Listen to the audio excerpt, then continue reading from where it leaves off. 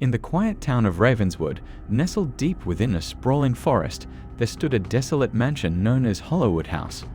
Its sinister reputation had spread far and wide, becoming a rite of passage for teenagers seeking thrills and bragging rights.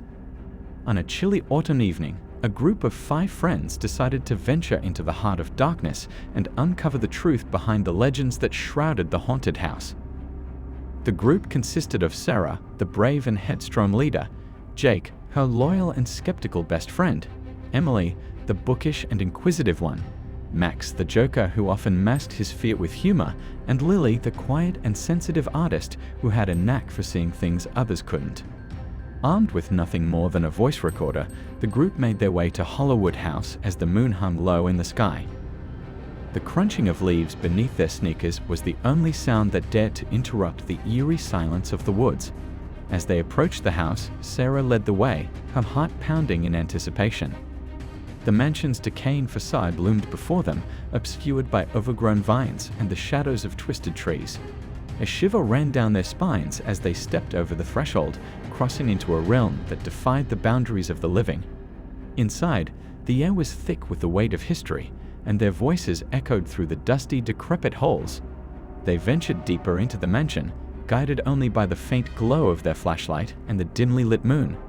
The faded wallpaper seemed to tell stories of long-forgotten days, and broken furniture lay in ruins like the remnants of a forgotten life. As they reached the room where Agnes had supposedly spent her days, Sarah held up the voice recorder, her hand trembling. The group sat in a circle, their breaths visible in the chilling air, and Sarah initiated the recording. "Agnes," she whispered, her voice quivering, "if you're here, if you can hear us, please give us a sign." For a long, tense moment, nothing happened. The teenagers exchanged nervous glances, their anticipation mounting. And then, as if in response to Sarah's plea, a soft, mournful sigh filled the room. The voice recorder captured the sound, sending a wave of goosebumps across their arms. Emboldened by this initial response, they continued to ask questions, their voices trembling with a mixture of fear and curiosity. They asked about Agnes's life, her pain, and the secrets that had bound her to the house.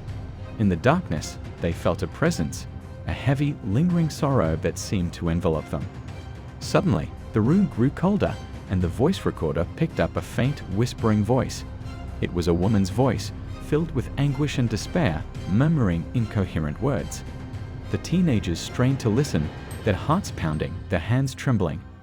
As they listened, the voice transformed into a terrified plea, trembling with fear. "Please help me escape this house," it begged, a pitiful cry that chilled them to their very core. Lily, the sensitive artist, gasped and pointed toward the window. There, in the moonlight, they saw a faint silhouette, a figure that seemed to move, its eyes fixed upon them. It was Agnes, or what remained of her, a spectral presence bound to the house. Fear took hold of them, and they fled the room, leaving the voice recorder behind. They retreated from Hollowwood House, their minds filled with the haunting message they had heard. Days later, when they retrieved the voice recorder, they were shocked to find that it had recorded one final message. "Please help me escape this house," in a scared, trembling voice. It was as if Agnes's desperate plea had imprinted itself on the device, a haunting reminder of the darkness that dwelled within Hollowwood House. The encounter left an indelible mark on their lives, forever connecting them to the haunting of Hollowwood House. They had ventured into the darkness seeking answers, but instead, they had unlocked a door to a world beyond, one that would haunt their dreams and test the limits of their understanding. If you like these stories, subscribe to our channel called Cryblinks, and to watch more right now, check out our page for other videos. Thanks.